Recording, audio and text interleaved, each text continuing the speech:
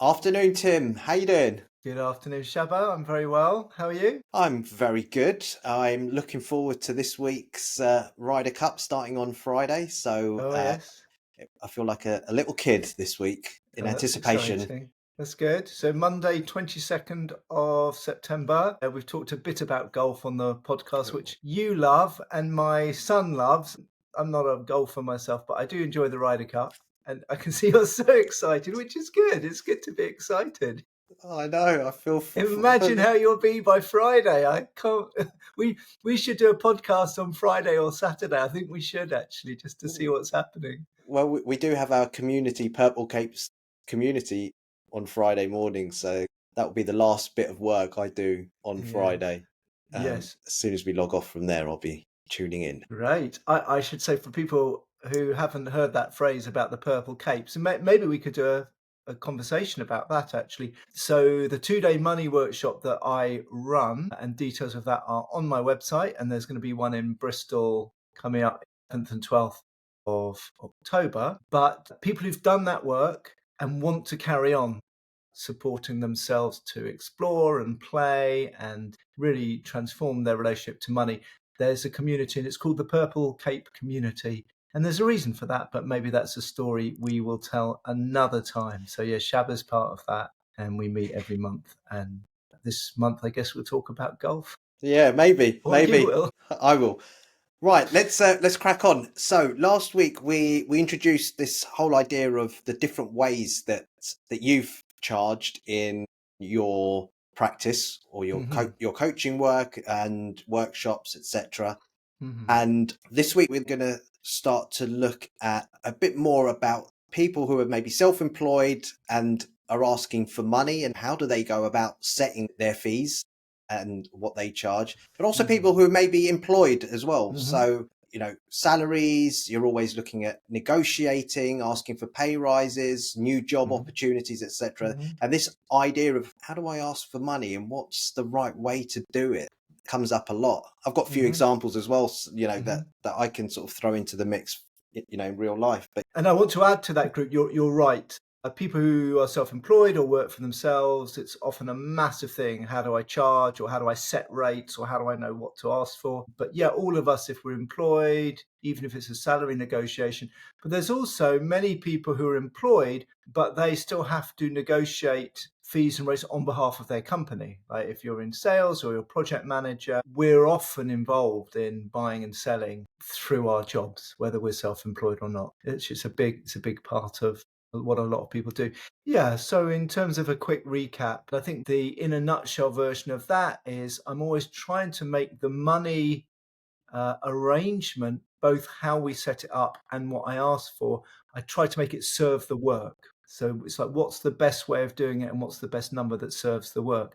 And then we thought we could expand that idea really. And this week we'll talk about how my other people, as you say, who have to ask for money or set fees for themselves or on behalf of their organizations, how might we do that differently? Is there a way to play with it, which doesn't mean being silly, it means experiment and try stuff out, always in service of making the work or the project better. yeah, and just when you were saying that, so when you said serve the work, I mean, in your situation, the work that you're doing is, and we talk about the money path and the life path, and a lot of people, the work that they do necessarily might not align with their life path. So when we say serve the work, are we talking about individuals here who have got a sort of an innate passion for the work that they're doing, whereas someone else, might not be that interested in their work in the Mm. same way as, let's say, you and I are.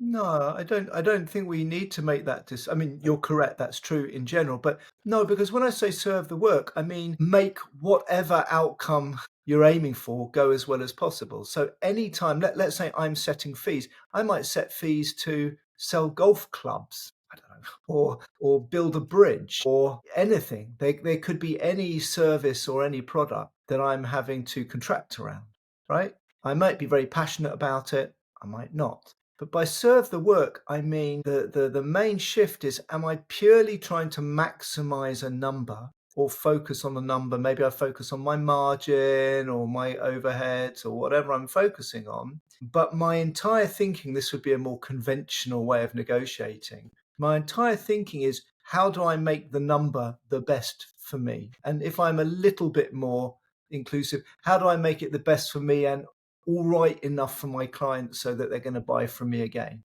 What we don't tend to do is think, what is the best way of setting up this number in the contract so the thing we've actually arranged to do goes as well as possible. So the bridge that we build goes as well as possible, and everyone involved is happy or works effectively or whatever. Now, that might sound romantic and we can drill into it, but just as a sort of simple example, how many big public infrastructure projects do we focus on the money, the money, the money? And then what turns out happening is the project goes shit and it ends up costing much more anyway. And it's almost as if somehow by focusing on the money and talking about the money and value, we've missed all this other stuff that, of course, is necessary for the outcome to actually work for everybody. And Yeah. that's what I mean by serving the work. And I would encourage people listening to this, whether you are building Olympic stadiums or whole rail networks, or whether you're selling vegetables or whether you're babysitting, doesn't really matter the volume of money. The fundamental question is, am I focusing on the number and the biggest number I can leave this with? Or am I focusing on the whole situation and what's the best outcome for everyone and how might the number support that? That's the switch that certainly when we play with money and start through this work, exploring what's a life-centered way of doing money, that's the sort of questions we're asking. And how we do it might be easy or difficult or more complicated in different situations. I don't think you have to be a radical left hippie to say, and the people involved in delivering the project, if they can be happy and enjoy it and learn and be in good relationship, that's not just wishy-washy. Probably the project's going to be delivered much better. So you don't have to be radical to say all of that's key. It's almost like something in the industrial mindset encourage us not to see that. You will all know that although the number is something you focus on, there's a whole load of other stuff going on. How you feel about the person you're buying or selling from, what you're like. There's a whole load of other stuff that is there and we all feel it. But more than that, I would say we know deep down all of that stuff does make a difference to the project outcome, but somehow we marginalize it or make it secondary. Yeah, this we're just tying stuff up in the number, as we've said. But where are we moving? We've got two groups of people, really. We've got the people that have got the ability to charge and set their own fees, and then we've got the employed who don't necessarily set their own fees, but may need to enter into negotiations and conversations around salary, etc. So, should we tackle those sort of two groups and Yeah. explore? Well, we can do. I think they're two examples of the same thing. And again, I would add to that, it's not just about checking my own salary. I may be buying and selling on behalf of my organization. Right. I may be involved in many conversations about the transfer of money and the setting of rates on behalf, not just my own salary. I may even have to, this isn't unusual, I'm thinking of someone I work with who's in property development. He's very interesting. He was in property development and then he got kind of, long story short, frustrated with the fact that it was only profit really at the center of development. And he thought it's so important. We need to think about community, and we need to think about the land, and we need to think about the aesthetics, and will people be happy? And a whole host of questions that, again, anyone listening to this, if you live in a town or a housing complex or whatever, you think, yeah, I really want people to think about that. It's not just the house and the price, it's the whole atmosphere and how it's been done and does it fit? And he was finding it very hard to get that perspective taken seriously. And he left for a while and now he's rejoining his old company. And they've actually asked him to come in and his job is kind of to get them to think about that stuff properly and to start to make those arguments. So now he's not setting his own, well, he was setting his salary, but once it's agreed, but he has lots and lots of conversations he's going to have to make into his own company and with other contractors and investors around, if you like, what are the right numbers to organize this very, very complicated project. But what he's trying to do is the same. He's trying to get the project done, so he can't be stupid with money, but also encourage people that they could create a much better, healthier, more beautiful, long-term, fulfilling property development if they don't put the number at the center. Mm. Right? So yeah, it's not just people setting their own fees. So we can look at them separately, Yeah. but in a way, I'm thinking let's build the argument about how might anyone think about that, and maybe we'll find out it's applied the same or different in different situations. How does that Yeah. sound? Let's do it. Well, I was going to be cheeky and say, how do you set fees? You work for yourself. You don't have to divulge, but as an example, how do you do it, or how do you think about it? Yeah, it's a really interesting question, because sometimes you just fall into following the herd in a Mhm. way that this is like the convention. This is the way that most people, charge within my industry. So, I'm not going to position myself at the bottom of the scale, and I'm not going to be at the top of the scale of the most expensive. I'm going to play it safe and just be in the middle. And I probably just adopted that approach. But I have two sort of methods within my business of charging. So there's fixed fee work for Mhm. the initial planning and the organization of whatever needs to be sorted out. Investment portfolios, pensions, this, that, the other. Fixed fee work depending on the workload. And then, there's a calculation that sort of goes on in the background. What's my time worth? The Mhm. people that I might need to employ to do certain work, keep a profit on that. And so you set a fee that seems to be good for the client, good for me. But actually, how much thought actually has gone into how good is it for the client? I don't know. That's something I might need to go away and question. For ongoing service, it's a percentage of the assets that we look after, which is again very traditional.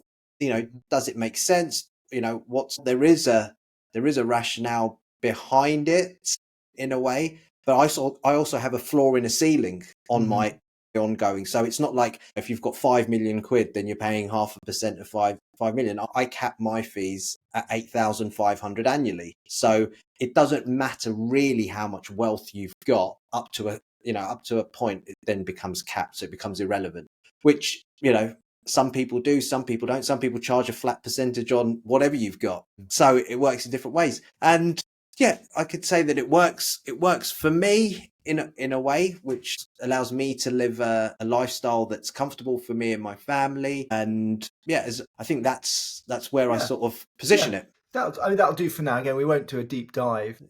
I know, I feel like I do want to do a deep dive into like psychology of my pricing. Well, maybe next episode we could do that. So, but you've given some good examples, and in a way, it's not surprising. What you've said is, I more or less do what people do in my industry, more or less go with the herd and the convention, which is what most of us do. Whether we have an accurate view of what most people do is interesting. So, the first thing to say, if you're setting fees, is we often think, well, I do what most people do, but often we don't really know what most people do. So our sense, unless we've actually done market research. So how we charge, not just what we charge, but what we charge and how we do it, whether we set limits, whether we position ourselves in the middle, whatever judgments we have, all of that stuff is part of what we've called on this podcast and what I call in this work your money dance. And until we stop and look at it, our money dance, including how we charge and what's too much and what's too little, is largely unconscious or not fully conscious. And you said an interesting thing. You said, maybe I need to go away and think about this. So before we get into specific patterns of overcharging, undercharging, and what that might mean psychologically, people listening to this, if I would invite you just to think about how you charge and what you charge, and see if you can notice patterns or habits or where you feel more or less comfortable, and notice how that probably relates to many other aspects of your life with money and without money. So you mentioned, I don't charge too much. I position myself in the middle, not too much, not too little. We're not going to do a deep dive, but I know you, and you've talked about on this podcast before, that possibility of kind of being in the middle. Things are never too low, but there might be a lid about having lots.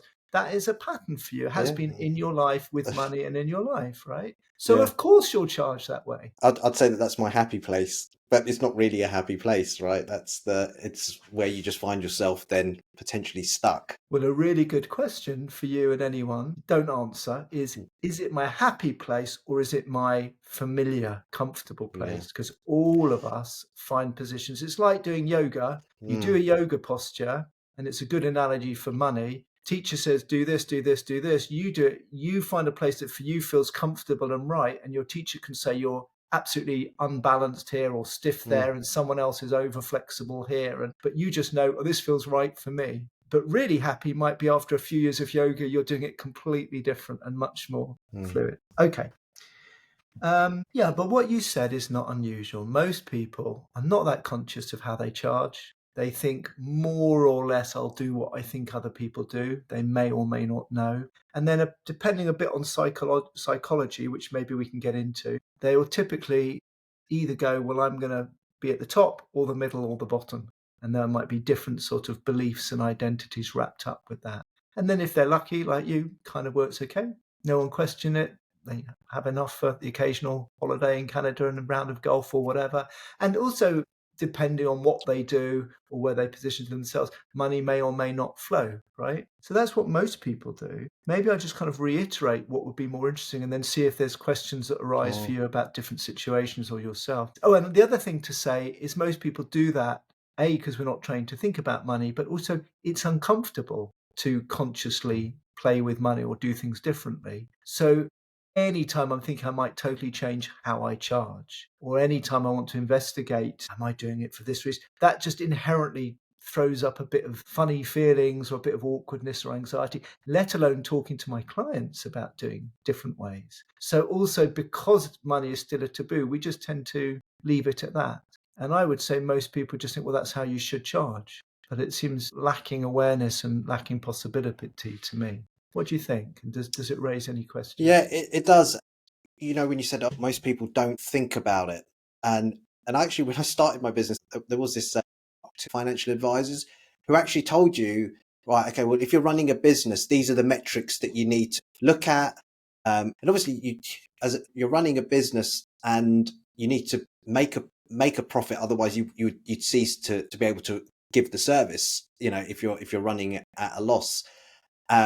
So there are formulas and ways in which you can look at the figures objectively and say, well, actually, based on all of these factors, this would be an appropriate amount to charge. But we're talking about a mathematical approach to like how you would set your fees based on, well, first and foremost, I need to make sure that I can sustain the business and carry on delivering it. So I guess that would be for me the first layer of being Hmm. intentional and conscious Hmm. that I'm not charging in a way that's going to mean that I'm going to go out of business. So that's really interesting. And again, that's very conventional and it is numbers based. And we're not against being numbers based on this podcast. We just want to notice when I'm focusing on the numbers and might be missing other questions. So, yeah, you're right. I look Okay. at my time, number of clients I can see, what they bring in, what I need to earn. I can do it more or less in detail, figure out roughly how many clients at what rates or with what overheads, or if I'm in a business slightly more complicated, Yeah. of course. And you'll learn that on business courses and finance Yeah. courses and MBA, you'll learn it more complicated.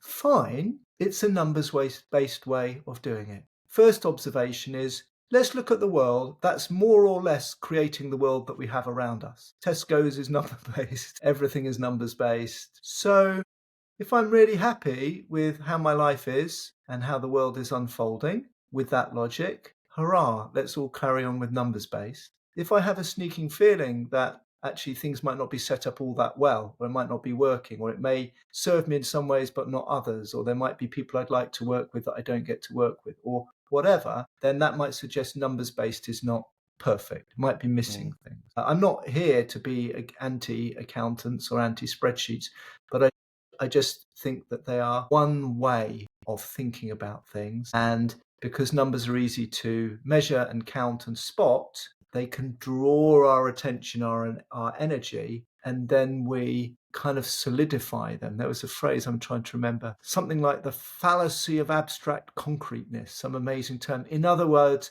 Anything I think is a thing that I can count and measure, there's no problem with counting it and measuring it. But if I think that then is the world, or that's then what I need to maximize, I miss all of this other stuff that's not so easy to spot and measure. The other thing I wanted to say is, you said, well, first and foremost, I need to make sure the business survives. Well, you didn't say survive, actually. That's what I was hearing. I need to make sure I I can can carry on doing keep up. business. Yeah, Yes. And actually, that is kind of a survive mindset. You're saying, first and yeah. foremost, I need to make sure I survive. Again, I understand it. And again, I see a certain logic. But what I wonder is, if anyone's starting a business or running a business or even operating within a bigger business, what if I said, first and foremost, I need to make sure everyone involved is utterly delighted by this project? Again, some people might hear that and say, God, what a hippie, or what an idealist. Or, no, I'm just saying, what would happen in our contracting or our meetings? Or would we pay attention to different things? Would we go out of business, or would our business be stronger? I don't know. But if I say, first and foremost, I need to make sure I'm here, that's a certain logic already. Yeah, I can What do see you that. think? I Yeah, fear I'm a fantasist. Well, no, I don't think I am, but I fear that you might think, or people might think, this is just fantasy. no, I actually, think it's not. no, actually, and if I was rethinking the way, I'd be like, okay, what's the best client experience that I'd like to deliver? And I Great. actually spoke about this with my wife the other day. We were just sort of like, I was like, I invited the clients in, and these are ongoing clients, and I specifically told my wife, I was like, "Oh, I know we were having vegetarian food, and I was like, can we make extra so I can take it in for lunch the next day, because I know they'd really like it. And so we took in this lovely vegetarian dish, which my wife made, and it was so nice to do that. I've done it for a few clients before. The feeling that I get when I provide lunch as part of their annual planning meeting is just unparalleled to anything else. And I know the numbers are important, etc., but it's almost like the experience that you build, and the emotional connection with someone when you eat together, and you serve them and all of that sort of stuff. It was really fantastic. It was a great meeting, and I was like, do you know what? I would love to make this like a standard of, this is the way we do things for our clients, that they come in, they have lunch, this, that, the other. Then I extended it to like, wow, wouldn't it be great if you could do a retreat for your clients? Like Good. you have some place where they can come, they can sort of talk about money, but also like, you know, detach a little bit, and it's like a little vacation, etc. So yeah, those ideas do float around, and then it's like, okay, what could I Mm. do? Maybe what steps could I take to try and put those things into action? And then you'd have to obviously charge accordingly and set your fee in order to be able to deliver that outcome. But you started with that outcome in mind. Yes, yeah. So there's some really interesting things there, because the way you talk about it, and I can see you, maybe people can hear, and I actually felt it as well when you talked about that. There was something really good in that for you, right? Now, I could easily go, well, that's really shrewd marketing, Shabba. That's brilliant, because you give your clients lovely food. They're going to tend to feel happier. If their money goes down, they're Yeah, more likely to stay with you. They're going to tell other people. Let's call that marketing budget, right? yeah, Oh, we could do that. Or great yeah, idea to do a retreat. We'll make a business case. We'll decide whether we want to make money from it, or it just comes out at zero because it's marketing. We can do all of those things, but we're still missing something, which is, you weren't thinking that, or primarily that. You really wanted to do that. And I would say that's something about connection, relationship, dare I say, even love. Of course, you want to make a living and you want to make money, but you actually do want to take care of people, and you do want them to feel reassured. And there's a whole load of other stuff you are doing in your business. And I don't think I'm imagining this. Please tell me if I am. And this was an extension of it. Now, what I'm saying is several things. One is, inherently, those things are worth doing simply because you want to do them and yeah, they make you happy. So this comes back to what we've talked about, money in life. In general, we should use money, whatever we have, in service of what feels good and meaningful and beautiful, whether it returns a profit or not, because that's what we want in our life. So, A, it's worth doing. Secondly, I'm sure that's a very positive thing for your clients, whether or not they recommend you. So, yes, there probably is a business case for those things, but doing it because there's a business case is the wrong way round. And that's a beautiful example of What other things might we do in our business relationships, in the setting of fees, in factoring in money, even in factoring in making less money, if necessary, all of which mediates that thing that you felt when you shared vegetarian food, which is, oh, this was great. And we were really coming together. And actually, this is the thing I'm going to remember more than whether I made 5,000 more or less at the end of the year. Does it make Yeah, sense? it does. It's a completely, yeah, it's a different way of approaching the whole fee setting scenario. It's very different, very different. Yeah. So yeah, and quite nourishing. Well, that would be the idea, because one of the things we want and our clients want, whether we're building bridges or selling vegetables or giving financial advice, we all want to feel nourished. Mm, We all want to feel in good relationship.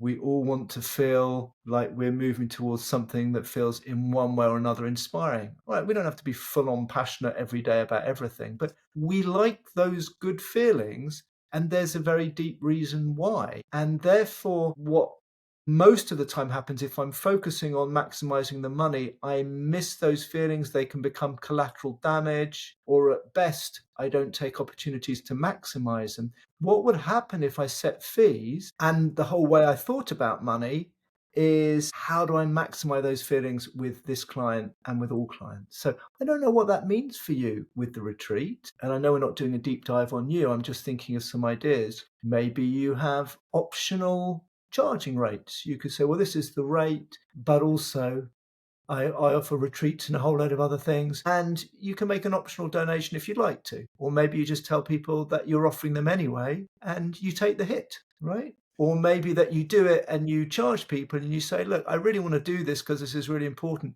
If you've had a good year and you can, I'd like you to pay this. And if you've had a bad year, don't pay, but come anyway, right? So there are many ways you can arrange the figures, and there's some subtlety to that. But the difference is, your starting impulse is, I would love to create a beautiful retreat for my clients, because that serves them, it serves me, it's good for us. Yeah, probably they'll recommend me and I'll get some business, and that's good too. Let's do that, and let's see if there's a way to organize the money that will allow mm, that to happen graciously. So the life impulse, the vision, the thing we're trying to create here is at the center. And yeah. then we be intelligent, obviously. We do need some money somehow to make that happen. I'm just laughing to myself as you say that, because immediately the thing that goes off in the, yeah, that sounds great, but it's got to be profitable. Okay, why? Yeah, yeah. I don't know. That's for me to have That's a, for next week. that's for next week. So yeah, let's move it away from me. I feel like we've Yes, yes. Well, I'm just using you as yeah, as an examples. example. And so people do have a problem in setting fees, and I look Yes. at a lot of people who are self-employed, and I don't know whether this is for today, Mm. but they feel like one of the ways that the way to charge is like based on like Yes. an hourly rate. And I know we were sort of looking at different ways that you charge Mm. with your workshops, etc. But Mm. people really are fixed on this, what's my time worth? Mm. Okay, well, this, Mm. or I couldn't charge more for for Mm. teaching Mm. GCSE French, Mm. as a tutor, because this is the going rate. Mm. And people get very fixed into that mindset. So sort of like two things there is this idea of everything needs to be done on an hourly rate, and then you've got on the flip side, you've got, well, what's the value? Yeah.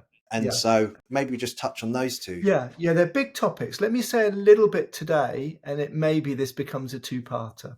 But you're quite right. The key word, actually, when you said, what is my time worth? We do need to talk about time, but maybe that's another time, is worth. Because one of the things that stops most people feeling freer to massively expand the flexibility of how they charge and what they charge is, they think the number is a reflection of their worth, right?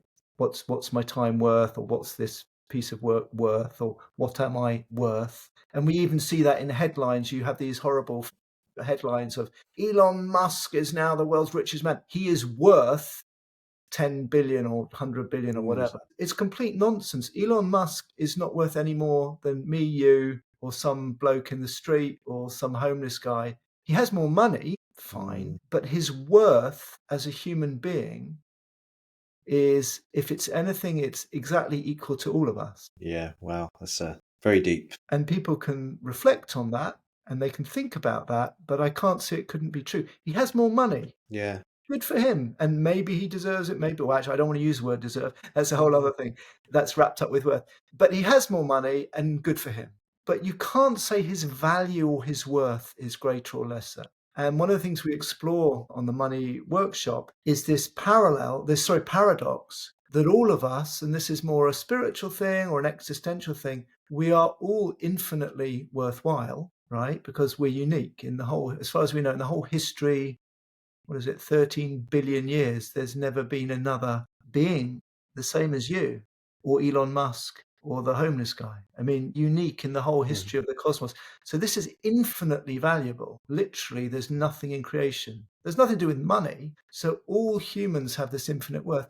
And also, all of us, whether we're Donald Trump or Elon Musk or no one, we're all going to live and die. And it's almost like a tiny little microsecond in the history of the universe. So we're also all worthless and inconsequential.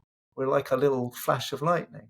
And many spiritual traditions will remind you of both. Many spiritual traditions have practices to help us see our divinity and our perfection and total humility, Yeah. right? Both sides are Both sides. always.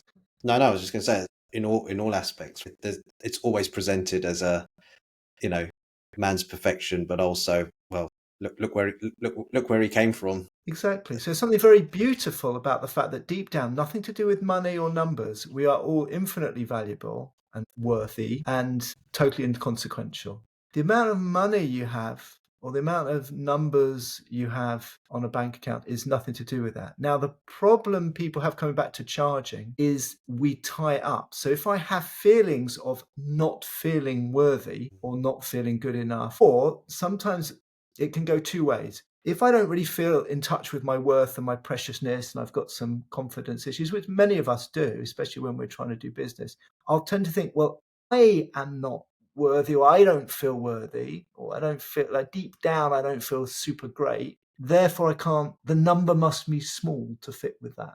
The mistake we're making, well, the entanglement we're making is somehow the number needs to reflect what I think because the number reflects my worth.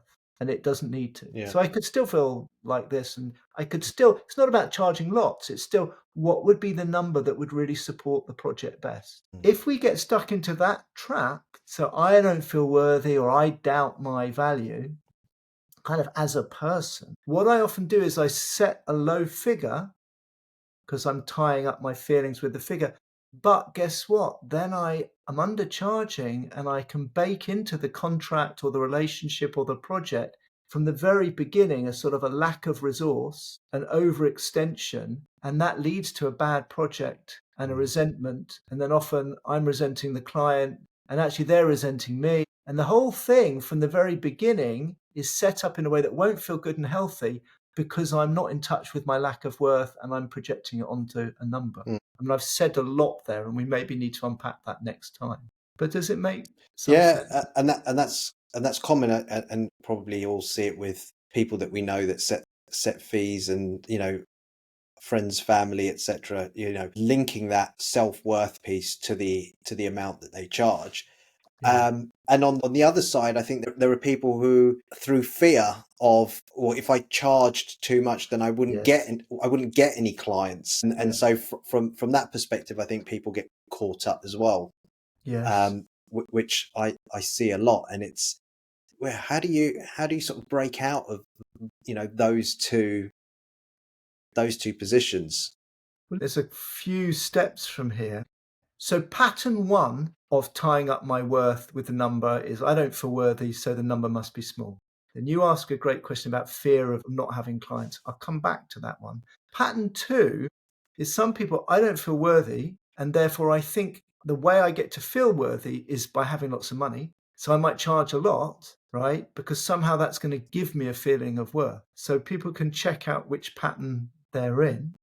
The key to know is, am I stuck? So some people are stuck in chronically undervaluing financially or undercharging or under resourcing themselves. they find it very hard to charge more. Other people charge a lot. They look like they're super successful, but they get stuck. It's like the golden handcuffs. Because if there was a move that I'd like to do more in my community, or I'd like to give my time away to some really worthy causes, they find that very difficult to do because they associate having lower money with reflecting lower worth. They're still caught in the entanglement.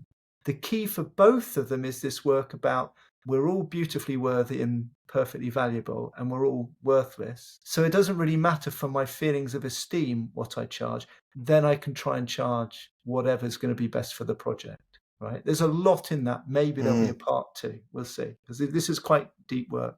But then the other thing that can get us stuck, maybe I free myself up and I go, oh, I really could charge anything. And I've been, in your example, maybe I've historically undercharged or undervalued or played small. So maybe in this situation, it's right that I would charge more. Maybe the client will really respect me more if I have a higher fee. I had an example a bit like that last time. Or maybe I really do need to resource myself because this is a very, very challenging project here. I'm talking about myself because it's easier when it's one person selling themselves, but actually the argument's the same in big companies as well. So maybe when I get freer, really the right step is to charge more. Like that would be good for me, my organization, the client, their organization, because it's sort of honest and there'll be respect and value and we won't under-resource. So there may be many, many healthy reasons to charge more. But then I get caught in, oh no, they will think I'm greedy. Yeah.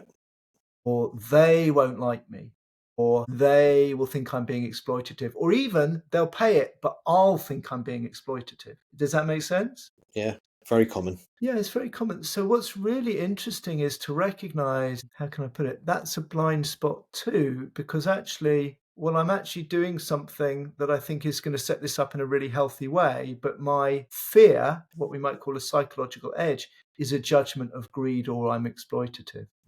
So again, that feeling, a kind of a nervousness or a feeling of judgment is not actually in the number. It's something that comes up even when I may be charged the right figure. So yeah, if I have a fear, I won't get clients because they'll think this, they'll think that, they'll judge me. Or even I might get clients, but I'll feel grubby and dirty. I need to see that all of those feelings are in me. They're not in the money. And therefore, again, I'm actually free to charge the number that really, I think, sets this project up the best. And the market will decide. If I raise my fees ridiculously because I'm being unconsciously greedy, I might get feedback. I might start losing clients because people are picking up there is an unconscious greed. But if I raise my fees because actually I've freed myself up to realize I really could, and I need to resource things correctly and properly and be able to take care of myself and the clients, and so the work's respected. That's not a greedy move. That's actually a very healthy move. Yeah. So then I need to deal with what pops up for me that might be an inner resistance. This idea of congruence is coming up for me in terms of, like you said, you could, in a knee-jerk reaction, raise prices, fees, etc., in order to whatever outcome you're looking for in terms of changing the way you feel or you're approaching this situation. But it might not be very congruent because it could even be unconsciously doing it. And therefore, like you said, the market gives you the feedback, or it could just be that you're just not able to charge that, at the current moment in time or whatever for a number of reasons, and being able to then take that on board but be conscious about how you charge. I think that's where a lot of this comes down to, being comfortable with actually being a bit playful, just and not taking it too seriously that you can get it wrong, you might charge too much, you might be charging too little, but it doesn't reflect, or it's not a judgment, and if people do reject the price that you're putting out, it's not a rejection of you. It in the sense that we would take it like my worth is now diminished. Exactly. They might say no for 100 reasons. And of course, they've got their own money process going on. Again, in terms of setting up healthy work, it might be quite good. It might feel a bit scary at first and raise some stuff. But let's say I've got a client who I've been consistently charging, and deep down on some level, I feel actually I have been undercharging for whatever reason. And then I do the inner work to realize it's okay to be consciously greedy and consciously exploitative, which is very different from being unconsciously like that. And then I think really I'm starting to resent my client and getting burnt out, and this isn't good for the project. So let's say I raise my fees. And then maybe they say no. Maybe that's a really healthy outcome. It's a bit like setting a boundary in a relationship and then the relationship ends. And then you go, well, okay, I'm sad the relationship ends, but that tells me something about the relationship. I can't be really clear about what I need and what's healthy. Of course, in the short term, that might raise money anxieties, but it's not necessarily unhealthy. Similarly, saying no to clients. If I am as honest and conscious as I can be about the figure I believe sets this work up really in the best way for everybody, and they say no, or they try and haggle me down or whatever, I might decide to haggle. That might feel okay. But if it doesn't feel okay, I might say, well, actually, I think this is not possible to do good work. I think we can't do good, inspiring work. I fully respect your budget. I fully respect your concerns, but I'm not able to deliver the work that I would find inspiring at that rate. So I think we need to say no. And the ability to say no would be a real sign that you've done that work. And of course, it raises fears. But Yeah. all of these things are just steps as we come to the end. Yeah, sounds good. Okay, so Tim, what are the takeaways from today's conversation? Yeah, well, there's a lot. I feel like we covered a lot of ground. I would say the places for people to start, if you're setting your own fees or you're involved in some negotiations on behalf of a company, first thing was your first point. Most people don't think about it. They think about the number, but not how do I do it? So, number one, just reflect on how do you try and find a number and notice your patterns, right? Notice, what do I find easy? What do I find difficult? For example, do I find it easier to go low or to go high, or do I always need to be in the middle? What's your pattern when it comes to it?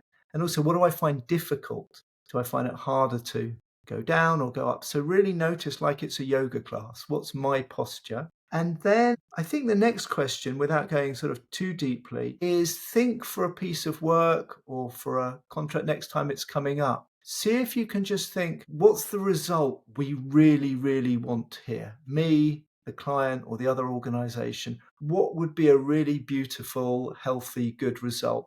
And try and get a sense of that or a feeling for that in 3 dimensions as much as possible, right? So not just a number. I'd feel happy, they'd feel happy, I'd learn, they'd learn, we'd create this beautiful bridge or sell these wonderful aubergines or whatever it is, we'd all feel happy. But bring that to mind next time before you get into the money or the hourly rates or whatever. And then see, do I have any feeling for what would be the number that would really be the best chance to support that outcome? And then that number's not just about you or your profit, it's about the whole thing. So yeah, I think there's a lot to think about there for people, but hopefully those 3 stages of noticing my patterns, really reflect on what's going on, and then think, how might I focus on what I really want to happen next time? What would be the best result?